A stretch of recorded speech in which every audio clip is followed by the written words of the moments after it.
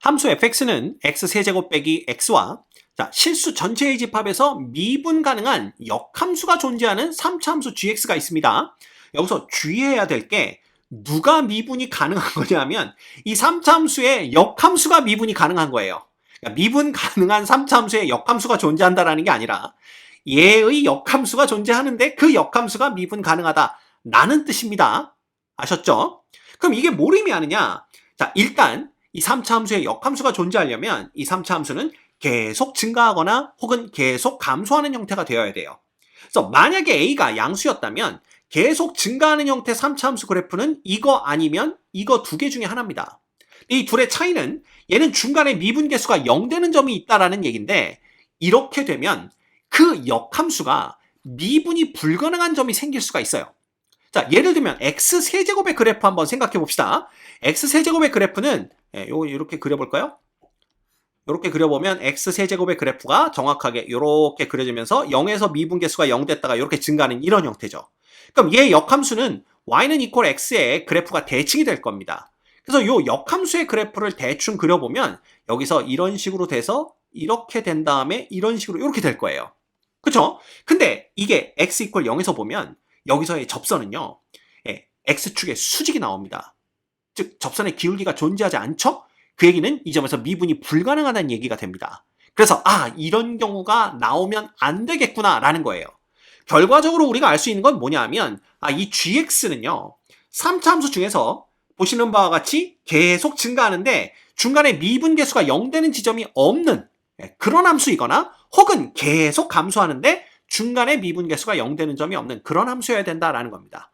그래서 이 gx의 그래프가 가질 수 있는 것은 이런 식으로 계속 감소하거나 계속 증가하는 그래프고 결국은 x축과의 교점이 얘네들은 딱 하나씩밖에 없겠구나. 여기까지 우리가 알아낼 수가 있는 거죠. 됐죠? 게다가 얘가 계속 증가하거나 계속 감소하는 게 되려면 요 gx를 미분했을 때 여기다 써볼게요. g'x는 뭐가 됩니까? 3ax의 제곱 플러스 2x 플러스 b가 됩니다. 그죠? 얘가 0 되는 점이 없어야 돼요. 그쵸? 그 얘기는 얘 이퀄 0이라는 이 2차 방정식의 판별식이 0보다 작아야 됩니다. 그럼 x의 개수가 2니까 짝수공식 쓰면 되겠죠? 그래서 4분의 d를 사용해 보면 뭐가 되냐 하면 b-의 제곱 마이너스 ac니까 이렇게 되는데 얘가 0보다 작아야 됩니다. 그 얘기는 a와 b를 곱한 것은 3분의 1보다는 커야 되겠구나 라는 걸 우리가 알 수가 있는 거죠. 그죠? 그래서 일단 요거를 우리가 조금 기억을 해둬야 되겠다. 이런 생각을 해볼 수가 있는 겁니다. 자, 그 다음에 그런데 이 함수 gx의 역함수 g의 인버스 x에 대하여 함수 hx를 이렇게 정의했어요. 그래서 x가 0보다 작거나 또는 x가 1보다 큰 구간에서는 f와 g의 인버스의 합성함수로 정의를 했고요. 그 다음 0 이상 1 이하인 요 구간에서는 그냥 파이분의 1 sin 파이 x로 정의를 했습니다. 그런데 이 함수 hx가 실수 전체의 집합에서 미분이 가능하대요. 그때 요 값을 구하시오라는 게 문제입니다. 자, 미분이 가능하기 위해서는 먼저 연속이 되어야만 해요.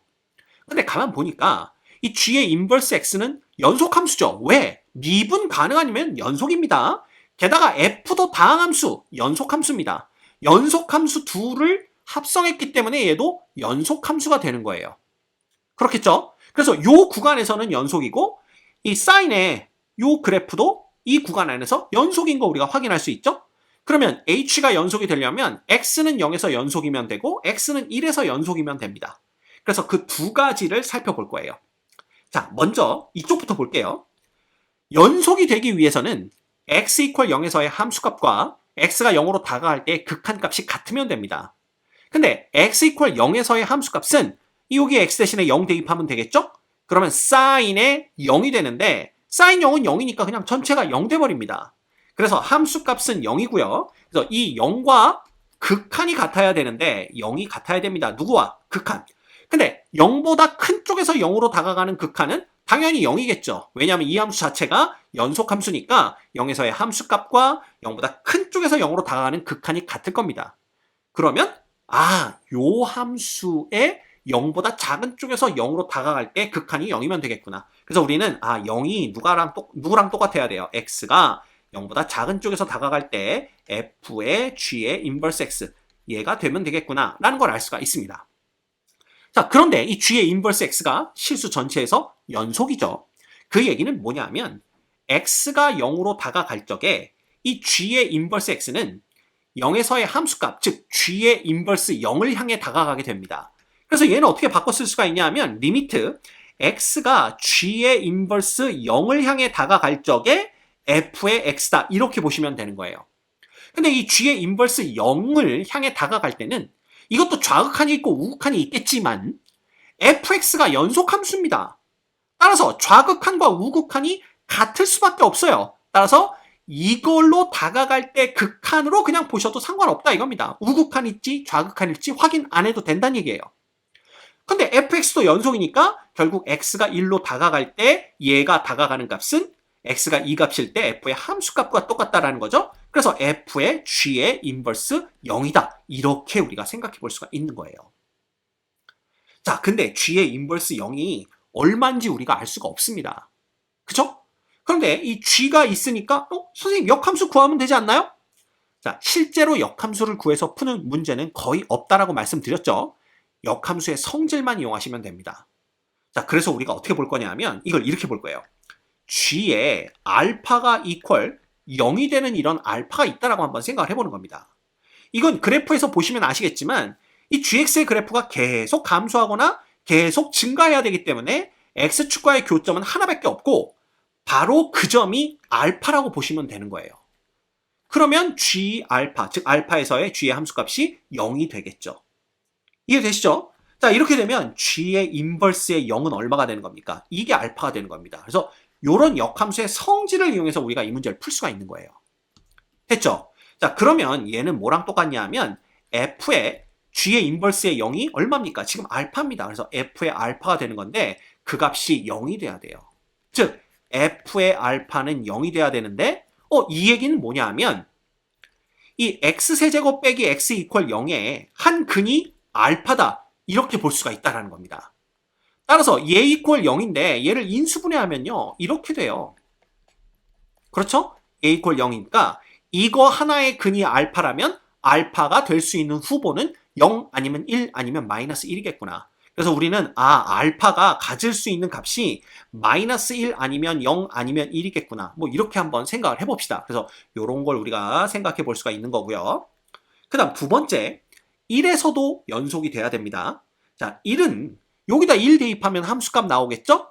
근데 그러면 사인 파이가 돼요. 사인 파이가 0이니까 이 전체 그냥 0 됩니다. 따라서 함수값은 0이니까 역시 0은 이렇게 써주시면 되고 당연히 1보다 작은 쪽에서 다가갈 때 극한은 0과 똑같겠죠. 그럼 이쪽만 보시면 됩니다. 됐죠? 그래서 1보다 큰 쪽에서 다가갈 때니까 자, 리미트 x가 1보다 큰 쪽에서 x로 다가갈 적에 f 안에 누가 있다? g의 인버스 x가 있다. 요 함수의 극한을 보시면 되는데 이거 아까랑 똑같죠? 리미트 x가 어디로 다가갈 적에 g의 인버스 1을 향해 다가갈 적에 fx랑 똑같은 거고요. 결국 얘는 f의 누구랑 똑같다? g의 인버스 1과 똑같다. 이렇게 생각하시면 됩니다. 자, 그럼 얘는 또 어떻게 구하느냐? 우리가 알 수 있는 거 있습니다. g의 0은 얼마일까요? g의 0은 여기다가 x 대신 0 대입하면 0, 0, 0, 1입니다. 그죠? 그래서 이게 1 되는 거고 역함수의 성질에 의하면 얘가 0 되는 걸 알 수가 있어요. 됐죠? 따라서 g의 인버스의 1이 0이기 때문에 얘는 그냥 f의 0이 되는 건데 이 f의 0은요. 자, 여기다 0 넣어보세요. x 대신 0 넣으면 f의 0은 0입니다. 따라서 x는 0에서는요. 함수값도 0이고 f의 0, 극한도 0이 됩니다. 그쵸? 따라서 뭐가 되는 거예요? 연속이 된다라는 걸 확인했어요. 됐습니까? 자, 이제 우린 뭘 확인하면 되냐 하면 얘가 미분 가능한지만 확인하면 돼요. 근데 이 각각을 보면 자, g의 인버스도 미분 가능한 함수죠? f도 다항함수, 미분 가능한 함수입니다. 그 둘을 합성했기 때문에 이것도 미분이 가능해요. 또한 이쪽 파이분의 1의 사인 파이 x도 미분이 가능한 함수죠. 그래서 우리는 이건 역시 x는 0과 x는 1에서만 미분이 가능하면 되겠구나. 이걸 보시면 됩니다. 그래서 이걸 정확하게 보려면 사실은 그 평균 변화율의 우극한 좌극한을 다 비교해야 되겠지만 그거 해봤자 얘가 미분 가능한 함수니까 여기서 x가 0으로 이렇게 쭉 다가올 때 우극한, 평균 변화율의 우극한이래 봤자 그냥 얘의 0에서의 미분 계수와 똑같을 거고요. 이것도 마찬가지입니다. 0보다 작은 쪽에서 0으로 다가올 때 평균 변화율의 좌극한 해봤자 0에서의 얘의 미분 계수와 똑같을 거예요. 그래서 그냥 얘 도함수 구하고 얘 도함수 구한 다음에 거기다 각각 0을 대입한 것과 1을 대입한 것이 서로 같아야 된다. 이렇게 보시면 되는 겁니다. 이해되나요? 그래서 우리는 이 각각의 도함수를 구할 거예요. 그래서 각각의 도함수를 구하는데, 자, F 안에 G의 인버스 X가 있습니다. 얘 이 전체의 도함수를 어떻게 구하냐 하면, 이 합성함수의 미분이죠. F의 프라임에 G 인버스 X 그대로 오면 되고요. 곱하기 G의 인버스 X를 뭐 한 거? 얘를 다시 미분한 게 곱해지면 되는 겁니다. 됐죠? 그 다음에 파이분의 1에 사인 파이 x를 미분하면 뭐가 됩니까? 이거 전체를 미분하게 되면 결국 얘는 파이분의 1 곱하기, 자, 파이 앞으로 튀어나오고 코사인 파이 x 됩니다. 따라서 파이 약분되면서 남는 건 코사인 파이 x가 되는 거예요. 그래서 이 둘에다가 x 대신 0 대입한 것끼리 같아야 되고요. 그 다음에 x 대신 1 대입한 것끼리 같으면 됩니다. 자, 먼저 여기다가 0을 대입해 볼게요. 0을 대입하면 f의 프라임이 되는 거죠. 그 다음에 여기에 G의 인버스의 0이 됩니다. 이렇게 되는 거고요. 그 다음에 이제 요게 문제인데 얘는 어떻게 보면 되냐면 우리는 G의 인버스의 X의 도함수, 그죠? 미분 개수를 구하는데 어디에서? X는 0에서 구해야 되죠. 근데 우리가 알고 있는 게 있어요. 이 G의 인버스의 0은 알파기 때문에 이런 경우에 요 부분이 어떻게 바뀐다라는 거, 바로 G의 프라임의 알파 분의 1이 된다라는 거 이미 역함수의 미분에서 배워서 알고 있습니다. 자, 얘가 누구랑 같아야 되냐 하면 여기다가 x 대신 0 대입한 거. 얼마죠? 코사인 0은 1입니다. 이렇게 돼야 돼요. 게다가 G의 인버스의 0이 얼마냐 하면 지금 G의 인버스의 0은 알파입니다. 따라서 여기 F의 프라임 알파가 되면 된다. 이렇게 보시면 돼요. 그래서 F의 프라임 알파다. 이렇게 됩니다. 그쵸? 그래서 결과적으로 우리가 알 수 있는 건 뭐냐 하면 이렇게 되면 F의 프라임 알파와 누가 똑같다? G의 프라임 알파가 서로 똑같다. 이렇게 생각을 해볼 수가 있는 겁니다. 그죠? 그래서 요것도 기억을 해주셔야 돼요. 요거 기억해 주시면 되고요. 그 다음에 요 둘에다가 1을 대입했을 때도 값이 똑같아야 됩니다. 그래서 1을 대입하면 자, F의 프라임에 G의 인버스의 1이 되는데 G의 인버스의 1은 0인 거 알고 있어요. 그래서 여기는 0 이렇게 써주시면 되고요. 그 다음에 여기에다 이제 X가 1일 때 G의 인버스의 미분 개수죠? 근데 G의 프라임 1이 0이기 때문에 요 값은 누구랑 똑같냐 하면 G 프라임 0분의 1이 된다라는 거, 이것도 우리가 배워서 알고 있는 겁니다. 자, 그 다음에 여기에다가 1 넣었을 때, 즉 코사인의 파이가 되는 건데 이거 마이너스 1인 거 알고 있어요. 이렇게 됩니다. 됐죠? 자, 그러면 우리는 이제 f의 프라임이 뭔지 구해보시면 돼요. f의 프라임 x는 fx가 x 세제곱 빼기 x였죠. 그럼 얘는 3x 제곱 빼기 1이 됩니다. 그 다음에 g의 프라임 x도 구해보시면 돼요. g 프라임 x는 3ax의 제곱 플러스 2x 플러스 b가 돼요. 됐죠? 따라서 f의 프라임 0은요, 여기다 0 대입해봤자 마이너스 1입니다. 자, 곱하기 g 프라임 0은요, 여기다 0 대입하면 b입니다. 그래서 여기는 b분의 1 이렇게 되는 거예요. 그 값이 얼마? 마이너스 1이 돼야 되니까 결국 우리가 알아내는 건 b 값이 1이다 라는 걸 알아낼 수가 있는 겁니다. 됐죠? 그래서 요거는 이미 결과를 우리가 뽑아냈기 때문에 색깔을 다르게 b는 1이라는 거 요거 기억하고 계시면 됩니다. 됐습니까? 자, 그러면 이제 a가 얼마인지를 구하면 되는데 그걸 어디서 구해낼 수가 있냐 하면 여기서 또 우리가 구해낼 수가 있어요. f 프라임 알파와 g 프라임 알파가 서로 똑같습니다. 그러면 f 프라임 알파와 g 프라임 알파가 똑같다라는 건 3알파의 제곱 빼기 1이라는 값이 3a 알파의 제곱 플러스 2알파 플러스 1과 똑같아야 돼요. 왜냐하면 b는 1이니까. 자, 그런데 아까 우리가 뭘 봤었냐 하면 이 알파가 가질 수 있는 값이 마이너스 1, 0, 1 요 세 개 중에 어느 하나다라고 말씀을 드렸습니다. 그렇죠? 그래서 여기서 알파 값을 구해보는데 만약에 알파가 0이었다면 얘도 0, 얘도 0, 얘도 0이라서 마이너스 1은 이퀄 1이 돼요. 그럴 수 없겠죠? 그럼 알파가 마이너스 1이었다면 자, 갑니다. 3 빼기 1은 여기는 3a 마이너스 2 플러스 1이 돼요. 됐죠? 그래서 여기는 얼마가 되냐 하면 요거 마이너스 1이고 2니까 넘어가면 돼서 A가 얼마가 됩니까? 1 이렇게 됩니다.